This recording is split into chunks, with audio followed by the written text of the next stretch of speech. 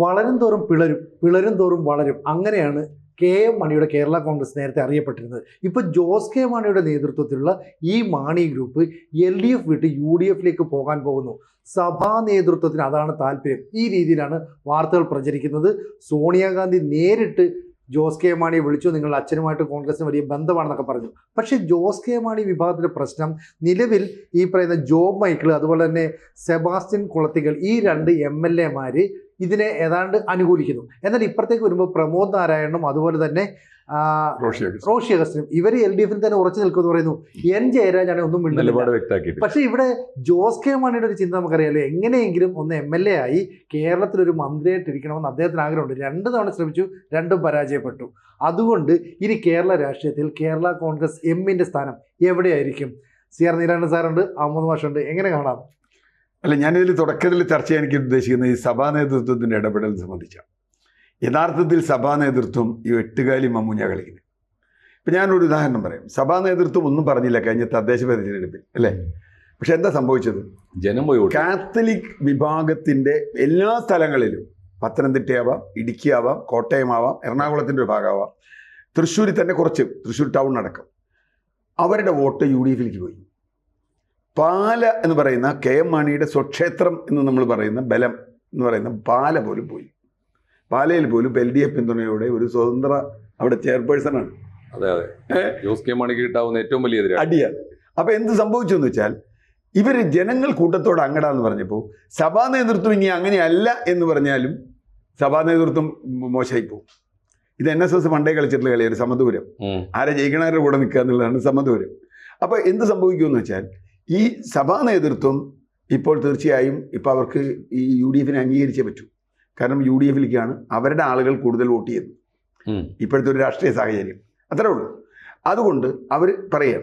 ഇനി ജോസ് കെ മാണി എന്ന നേതാവിനെ സംബന്ധിച്ച് പറയുകയാണെങ്കിൽ, ജോസ് കെ മാണി KM മാണിയുടെ മകനാണ് എന്ന് മാത്രമേ പറയാൻ പറ്റൂ. വേറെ അദ്ദേഹത്തിന് എന്തെങ്കിലും നേതൃപരമായ യോഗ്യതയുണ്ട് എന്ന് ഞാൻ വിശ്വസിക്കുന്നില്ല. കാരണം ഒരു നന്നായി സംസാരിക്കാൻ അറിയില്ല, കാര്യങ്ങൾ നന്നായി പഠിച്ചു പറയാൻ അറിയില്ല, പത്രസമ്മേളനമൊക്കെ നടത്തിയ പരമ ഫെയിലിയറാണ്. ഇപ്പോൾ നോക്കൂ, ഈ കഴിഞ്ഞ ദിവസം നമ്മൾ അത് ചർച്ച ചെയ്താണ് 3 യാത്രകൾ LDF നടത്താൻ തീരുമാനിച്ചു. കഴിഞ്ഞ തവണ നമ്മൾ ചർച്ച ചെയ്ത വിഷയമാണ് അത്. 2 ഒരെണ്ണം ബിനോയ് വിശ്വം, മറ്റൊന്ന് ഗോവിന്ദ മാഷ്, തെക്കുന്ന് ജോസ് കെ മാണി. ഇപ്പം ലീഡറെ കാണാനില്ല. 3ാമത്തെ യാത്ര നയിക്കാൻ തീരുമാനിച്ച തെക്കുന്ന് യാത്ര നയിക്കേണ്ട ആൾ കാണാനില്ല. അയാളിപ്പോൾ 2 LDF ഏകോപന സമിതി യോഗങ്ങളിൽ വന്നില്ല. ഇന്നലെ ഇപ്പോൾ വലിയ തോതിലുള്ള അവിടെ സമരം നടക്കുകയായിരുന്നു. കേന്ദ്രവിരുദ്ധ സമരത്തിലും ജോസ് കെ മാണിയില്ല. ജോസ് കെ മാണിക്ക് പോകണമെന്നുണ്ട്. ഇപ്പം നേരത്തെ പറഞ്ഞതുപോലെ അതിനകത്ത് സംഘർഷമുണ്ട്. കേരള കോൺഗ്രസിൽ അതൊരു അത്ഭുതമല്ല. കാരണം മുന്നണി മാറുമ്പോൾ പകുതി അപ്പുറത്തും പകുതി ഇപ്പുറത്തും നിൽക്കും. അതുകൊണ്ടാണ് 10-12 കേരള കോൺഗ്രസ് ഉണ്ടല്ലോ. ഇപ്പോൾ നമ്മുടെ ജെട്ടി ആൻ്റണിയുടെ വരെ കേരള കോൺഗ്രസ് ഉണ്ട്. അപ്പോൾ അതൊന്നും നമുക്ക് പറയാൻ പറ്റില്ല. അപ്പോൾ കേരള കോൺഗ്രസ് അങ്ങനെ ഉണ്ടാവും, അതുണ്ടായിക്കൊണ്ടിരിക്കും, ഇനിയും ഉണ്ടാവും. ഇപ്പം തന്നെ മാണി ഇപ്പോൾ അങ്ങോട്ട് പോയാൽ മാണിയുടെ കേരള കോൺഗ്രസിൻ്റെ ചെറിയ ഘടകങ്ങൾ, ഇപ്പോൾ റോഷി അഗസ്റ്റിൻ പോകുമെന്നറിയില്ല, അയാൾക്ക് മന്ത്രിസ്ഥാനം പ്രശ്നം, അയാളുടെ പ്രശ്നം അതാണ്. നാളെ UDF മന്ത്രിസ്ഥാനം കിട്ടിയാൽ മന്ത്രിസ്ഥാനം ആദ്യം വരിക ജോസ് കെ മാണിക്കാണ്. അതിൻ്റെ പ്രശ്നമുണ്ട്. UDF സംബന്ധിച്ചിടത്തോളം പ്രശ്നം, ഓക്കെ, അവർക്ക് സപ്പോർട്ട് കൂടുകയാണ്, അവരുടെ പരമ്പരാഗത വോട്ടാണ് ജോസ് കെ മാണി കൊണ്ടുപോയിട്ടുള്ളത് എന്നൊക്കെ ശരി. പക്ഷേ അവരുടെ 2 പ്രശ്നങ്ങളുണ്ട്. ഒന്ന് PJ ജോസഫിനെയാണ്. PJ ജോസഫിനെ സംബന്ധിച്ചിടത്തോളം നാളെ ഈ മേഖലയിൽ സീറ്റ് വിഭജനം വരുമ്പോൾ മാണിക്ക് കൊടുക്കേണ്ടി വരും. 1 സീറ്റിൻ്റെ പ്രശ്നമുണ്ട്. 2 ആരാണ് യഥാർത്ഥ കേരള കോൺഗ്രസ് എന്നുള്ള ചോദ്യം എല്ലാ കാലത്തും കേരള കോൺഗ്രസുകൾ ചോദിച്ചിട്ടുണ്ട്. ബാലകൃഷ്ണപിള്ളവരെ പറഞ്ഞിട്ട് ഞാനാണ് ശരിയായ കേരള കോൺഗ്രസ്. അപ്പോൾ അത് പറഞ്ഞൊരു ചരിത്രം കേരളത്തിലുണ്ട്. അപ്പോൾ ഈ ആരാണ് കേരള കോൺഗ്രസ് എന്നുള്ള ചോദ്യം വരും, ഇവർ തമ്മിലുള്ള സംഘർഷം വരും. ഇതിനേക്കാളൊക്കെ പ്രധാനം, മാണിയെ സംബന്ധിച്ചിടത്തോളം മാണിക്ക് ആത്മാവ് പാല സീറ്റാണ്. പാല സീറ്റ് എന്തായാലും കിട്ടാൻ യാതൊരു സാധ്യതയില്ല. ഇനി ഏതെങ്കിലും വിധത്തിൽ UDF നിർബന്ധിച്ച് പാല ജോസ് കെ മാണിക്ക് കൊടുത്താൽ മാണി സിക്കാമ്മ LDF പോകും. ഒരു സംശയം വേണ്ട. അതിപ്പോൾ നമുക്ക് വേണമെങ്കിൽ എഴുതി വെക്കാം. പാല ഇത് കൊടുത്താൽ പിന്നെ എന്ത് സീറ്റ് കൊടുക്കും? അപ്പോൾ ഇതിൽ UDF ഇത് സംഘർഷം ഉണ്ടാക്കുന്നുള്ള കാര്യത്തിൽ തർക്കമൊന്നുമില്ല. അവർക്ക് ഗുണമായിരിക്കും, വോട്ട് ബേസ് അവരുടെ മെച്ചാവും എന്നൊക്കെ ശരിയാവായിരിക്കാം. അപ്പോൾ ഇനി കേരള കോൺഗ്രസ് അകത്ത്, എമ്മിനകത്ത് ഈ പറഞ്ഞതുപോലെ റോഷി അഗസ്റ്റിൻ, ഇപ്പോൾ ജയരാജൻ നിൽക്കും എന്നാണ് ഒരു വാർത്ത കേൾക്കുന്നത്, നമുക്കറിയില്ല. എന്തായാലും 2 പേര് പൂഞ്ഞാർ MLA-യും 2 MLA-മാർ നിൽക്കും എന്ന് പറയുന്നു. MLA നിൽക്കും. റാന്നി MLA നിൽക്കൂല, ഇടുക്കി MLA നിൽക്കൂല എന്നാണ് ഇപ്പോൾ കേൾക്കുന്നത്. റാന്നി MLA നിൽക്കാൻ സാധ്യതയില്ല. കാരണം എന്താ വെച്ചാൽ ഞാൻ കണക്കാക്കുന്നതിൻ്റെ രാഷ്ട്രീയമുണ്ട്. റാന്നിയിൽ കേരള കോൺഗ്രസ് അത്ര വോട്ടുണ്ടായിട്ടൊന്നും ഒന്നല്ല. CPM സിറ്റിംഗ് സീറ്റ് ആണ് കൊടുത്തത്. CPM ജയിച്ച സീറ്റാണ് കൊടുത്തത്. അപ്പോൾ CPM ഇപ്പോഴത്തെ ജില്ലാ സെക്രട്ടറിയുടെ സീറ്റാണ് കൊടുത്തത്. അപ്പോൾ അതുകൊണ്ട് എന്ത് സംഭവിക്കും? അവിടെ ഇപ്പോൾ ഇയാൾക്കറിയാം ഇയാൾ മറ്റേ കേരള കോൺഗ്രസ് ആയിട്ട് ഇന്നലെ ഇയാൾക്ക് ജയിക്കാൻ പറ്റിക്കൊള്ളണമെന്നില്ല. കാരണം കാലുമാറി എന്ന് പറഞ്ഞ് വേറെ പ്രശ്നം വരാം. അപ്പോൾ ഇതൊക്കെ പ്രതിസന്ധികളാണ്. എനിക്ക് തോന്നുന്നില്ല ഇതിൽ ഈ സഭാ നേതൃത്വം പറഞ്ഞു, അങ്ങോട്ട് പറഞ്ഞു, സോണിയ പറഞ്ഞു, ഈ പറഞ്ഞു, നമുക്ക് ഓണം വരാനൊരു മൂലം വേണം എന്ന് പറയില്ലേ, ഒരു കാരണം വേണം എന്നേ ഉള്ളൂ. ജോസ് കെ മാണിക്ക് ഇപ്പം എങ്ങനെയെങ്കിലും ഈ ആകെ കുഴപ്പത്തിലുള്ള വെള്ളത്തിൽ നിന്നൊന്ന് രക്ഷപ്പെടാൻ, അത് മാത്രമേ ഞാനിതിൽ കാണുന്നുള്ളൂ. അല്ലേ, എനിക്ക് തോന്നുന്നു ഇതിൻ്റെ കൂടെ അനുബന്ധമായ കുറച്ച് സംഗതികളുണ്ട്. ഇപ്പോൾ കേരള കോൺഗ്രസ് UDF പോകുമ്പോൾ, അല്ലെങ്കിൽ LDF നിന്നൊരു കക്ഷി UDF പോയാൽ അത് ആരെയാണ് ബാധിക്കേണ്ടത്? പ്രത്യക്ഷത്തിൽ LDF പറയാം. പക്ഷേ ഈ പ്രശ്നം ഉയർത്തുന്ന ഏറ്റവും പ്രധാനപ്പെട്ട ഭീഷണി ഈ രണ്ട് മുന്നണിക്കുമല്ല, മൂന്നാമത്തെ മുന്നണിക്കാണ്. അവരാണ് ഇതിന് ഗൗരവമായിട്ട് കാണുന്നത് ഞാൻ മനസ്സിലാക്കുന്നത്. ഈ മാറ്റത്തിന് പിന്നിൽ ഇപ്പം സഭയാണ് എന്ന് നമ്മൾ പറയുമ്പോൾ സഭ റോളെടുക്കുന്നില്ല, അല്ലെങ്കിൽ സഭ ഈ പറഞ്ഞ ജനങ്ങളുടെ വികാരം മനസ്സിലാക്കി റോളെടുക്കുന്നതാവാം. പക്ഷേ സഭ നയപ്രഖ്യാപനം നടത്തി കഴിഞ്ഞിട്ടുണ്ട്. ഇപ്പോൾ ദീപിക മുഖപ്രസംഗം ഒരുപക്ഷെ കേരളത്തിൽ ഞാൻ കണ്ട CPM കിട്ടാവുന്ന ഏറ്റവും വലിയ ഒപ്പം BJPക്കും CPM BJPക്കും മധ്യേ UDF അല്ലാത്ത മറ്റൊരു സ്റ്റാൻഡ് എടുക്കാൻ പറ്റാത്ത വിധത്തിൽ സഭ സ്റ്റാൻഡ് വ്യക്തമാക്കി. ദീപിക മുഖപ്രസംഗം പഠിച്ചെഴുതിയ സാധനമാണ്, ഡാറ്റാ ബേസ്ഡ് ആണ്. അപ്പോൾ അങ്ങനെ ഒരു നിലപാട് എടുക്കുമ്പോൾ ഇതിൽ പ്രതീക്ഷയോടെ കേരളത്തിലെ ക്രിസ്ത്യൻ കമ്മ്യൂണിറ്റിയെ നോക്കി നിന്ന ഒരു മുന്നണിയാണ്, അല്ലെങ്കിൽ പ്രതീക്ഷയോടെ നിൽക്കുന്ന ഒരു മുന്നണിയാണ് NDA BJP മുന്നണി. അവർക്ക് ഇപ്പോൾ ഇവർ പ്രതീക്ഷിക്കുന്ന ഒരു കാര്യം എന്താണെന്നറിയോ? BJP പ്രതീക്ഷിക്കുന്നത് കാണികളായി നോക്കി നിന്നാൽ പോലും BJP പ്രതീക്ഷിക്കുന്നത് ഈ കോൺഗ്രസ് തോറ്റാൽ മതി, കോൺഗ്രസ് മുക്ത കേരളം വന്നാൽ മതി, പിണറായിയോ LDF ഭരിച്ചോട്ടെ. ഒരു ടേം ഭരിച്ചാലുള്ളൊരു ഗുണമുണ്ട്. ഒരു ടേം ഭരിച്ചാൽ പിണറായിയുടെ നേതൃത്വത്തിൽ ഒരു ടേം ഭരിച്ചാൽ LDF അതോടെ ഇല്ലാതാവും. ഒരു ടേം ഭരണമില്ലാത്ത അവസ്ഥ വന്നാൽ UDF തകർന്നോളും എന്നാണ് ഇവരുടെ ഒരു പോളിസി. അതാണ്. പക്ഷെ പ്രത്യക്ഷത്തിൽ ഇപ്പോൾ സഭ എടുത്തിരിക്കുന്ന സ്റ്റാൻഡ് എന്താണ്? വളരെ പ്രകടമായി കേരളത്തിൽ മറ്റൊന്നും ആലോചിക്കേണ്ട, LDF പാഠം പഠിപ്പിക്കാൻ BJP ഒതുക്കി നിർത്താൻ സ്വീകരിക്കേണ്ട സ്ട്രെയിറ്റ് പൊളിറ്റിക്സ് UDF പിന്തുണക്കലാണ് എന്ന സഭാ സ്റ്റാൻഡ് ഉണ്ടല്ലോ.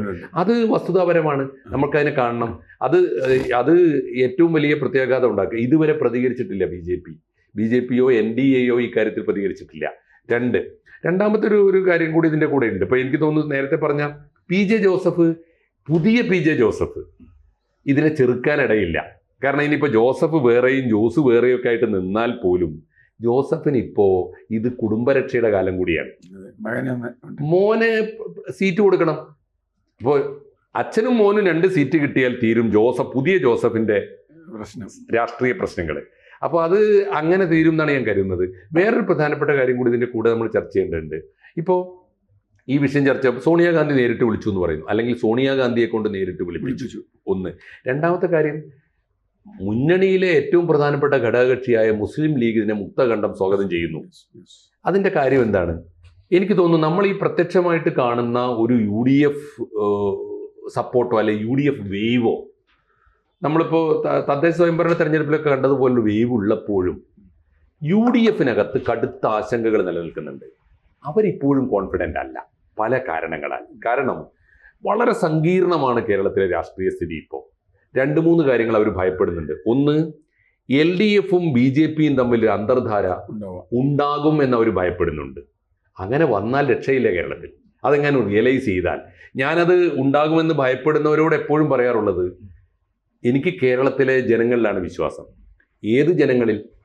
കൃത്യമായി കക്ഷി രാഷ്ട്രീയത്തിൻ്റെ പേരിൽ ചേരി തിരിഞ്ഞ് പരസ്പരം പൊരുതുന്ന മലയാളി പോലും സാക്ഷാൽ പിണറായി വിജയൻ വന്നിട്ട് 11 സീറ്റിൽ BJPക്ക് വോട്ട് കൊടുക്കണമെന്ന് പറഞ്ഞാൽ പോലും CPM അണികൾ എന്ന് സ്വീകരിക്കില്ല.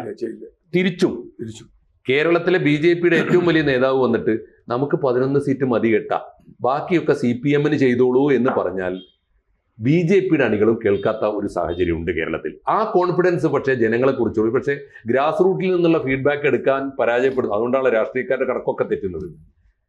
നിലമ്പൂർ ഇലക്ഷൻ കഴിഞ്ഞിട്ട് ഇടതുപക്ഷ മുന്നണി കണക്ക് കൂട്ടിയില്ലേ, 1804 വോട്ടിന്, കൃത്യമാണ് കണക്ക്, 1804 വോട്ടിന് എം സ്വരാജ് ജയിക്കുന്നത്. ആ 1800 ഉണ്ടായില്ല, 11,000 അപ്പം മറിച്ചും പോയി. അല്ല, പക്ഷേ ഇതിനകത്തൊക്കെ ഒരു പ്രശ്നം എന്താ വെച്ചാൽ വരുന്ന നിയമസഭാ തെരഞ്ഞെടുപ്പിൽ UDF അധികാരത്തിലേക്ക് എത്തുകയും മുസ്ലിം ലീഗിന് ആഭ്യന്തര വകുപ്പ് ഉൾപ്പെടെ കിട്ടുകയും ചെയ്യുമെന്നൊക്കെ പറഞ്ഞിട്ട് AK ബാലൻ ചില പ്രസ്താവനകൾ നടത്തി. ഇതിനെ അത്ര ചെറുതായിട്ടല്ല കേരളീയ സമൂഹം കാണുന്നത്.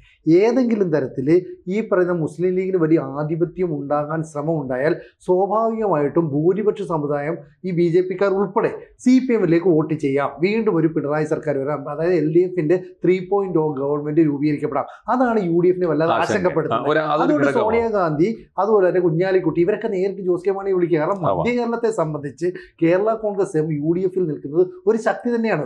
ഉമ്മൻചാണ്ടി ഇല്ല, കെ മാണി ഇല്ല. സ്വാഭാവികമായിട്ടും ഈ പറയുന്ന പുതിയ തലമുറക്കാർ ഒരുമിച്ച് നിന്നാൽ നമുക്ക് എങ്ങനെയെങ്കിലും ഭരണം നേടിയെടുക്കാം. അപ്പൊ UDF-ന് ഭരണം കിട്ടാൻ ഏതറ്റം വരെ അവർ പോകും. അത് ന്യായമാണ് കേട്ടോ, ന്യായമാണ്. അത് എന്താണ് എങ്ങനെ കാണുന്നു എനിക്കറിയില്ല. തീർച്ചയായിട്ടും കമ്മ്യൂണൽ പോളറൈസേഷന്റെ ആദ്യ ഭാഗം കേരളത്തിൽ വിജയിച്ചിട്ടുണ്ട്. വിജയിക്കുകയോ പരാജയപ്പെടുക, എന്തായാലും മുസ്ലിം പോളറൈസേഷൻ നടന്നു കഴിഞ്ഞിട്ടുണ്ട്. ഇനി 2 പോളറൈസേഷനേ ബാക്കിയുള്ളൂ. സമാന്തരമായൊരു ഹിന്ദു പോളറൈസേഷനും ഹിന്ദു ക്രിസ്ത്യൻ യൂണിറ്റിയും. ഇത് രണ്ടും നടന്നിട്ടുമില്ല. ഇതിനെ ഭയപ്പെടുന്നുണ്ട്.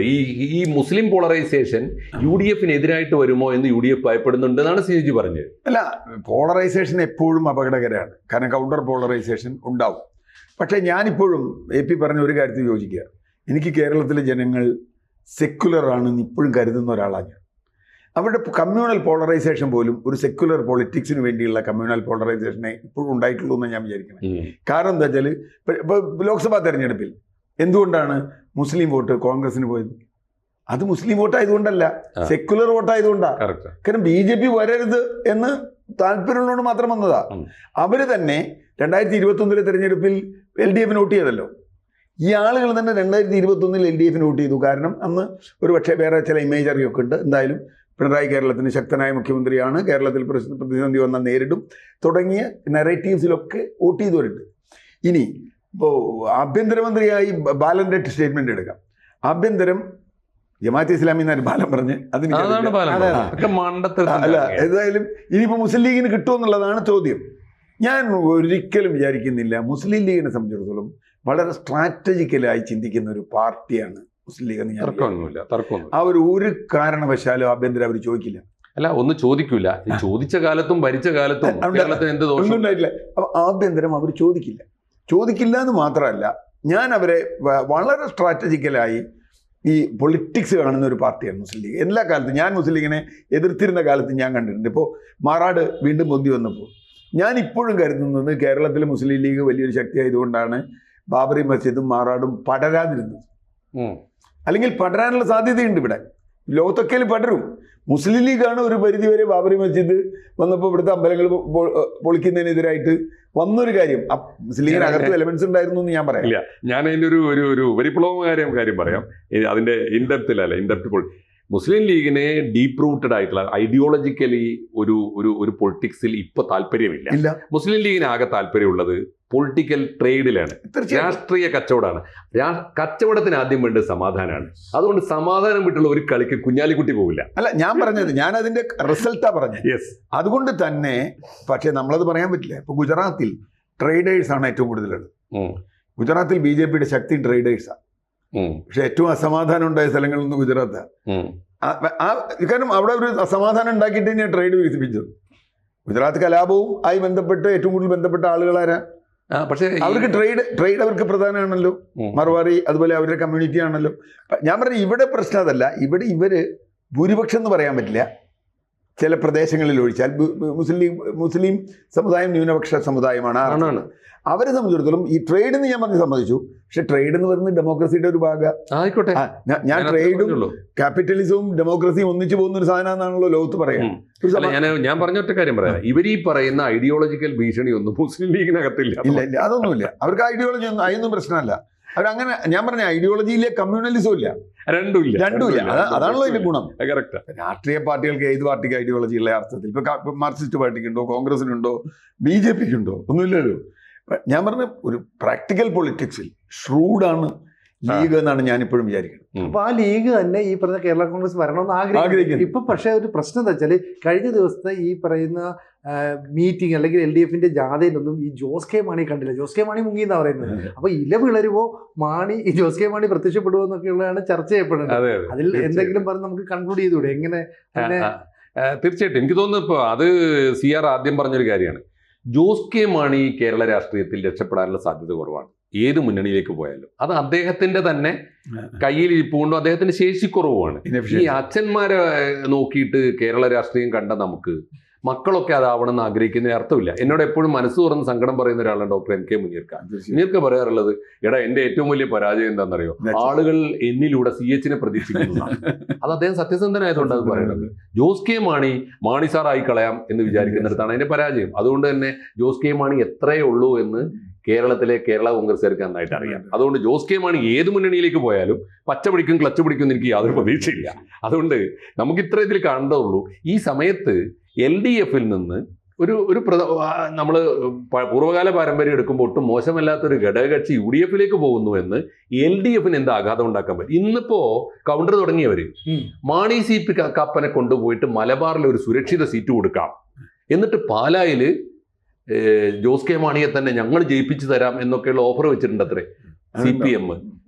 എന്ന് പറഞ്ഞതിന്റെ അർത്ഥം എന്താ? അവര് ഭയപ്പെടുന്നുണ്ട് എന്നുള്ളതാണ്. അല്ല, CPM ഭയപ്പെടുന്നുണ്ടെന്നുള്ള യാതൊരു തർക്കമില്ല. ഇതോടുകൂടി എന്ന് പറഞ്ഞാൽ ഇങ്ങനെ മാറിക്കഴിഞ്ഞപ്പോൾ റോഷി അഗസ്റ്റിന് അപ്പുറത്ത് നിന്നുകൊണ്ട് പ്രത്യേകിച്ചൊരു ഗുണമില്ല. മാറിക്കഴിഞ്ഞാൽ നേരത്തെ പറഞ്ഞതുപോലെ ക്രിസ്ത്യൻ വോട്ട് എങ്ങോട്ട് എന്ന ചോദ്യത്തിന് ഉത്തരമാവും. തീർച്ചയായിട്ടും അതാണ് പ്രധാനപ്പെട്ടത്. അത് പ്രധാനമാണ്. കാരണം മധ്യ കേരളവും വടക്കൻ തിരുവിതാംകൂറും മധ്യ തിരുവിതാംകൂറും ഒക്കെ ഏതർത്ഥത്തിലും CPM സംബന്ധിച്ചിടത്തോളം LDFനെ സംബന്ധിച്ചിടത്തോളം ബാലികേറ മലയാവും. അതാണ് പ്രശ്നം. തീർച്ചയായിട്ടും.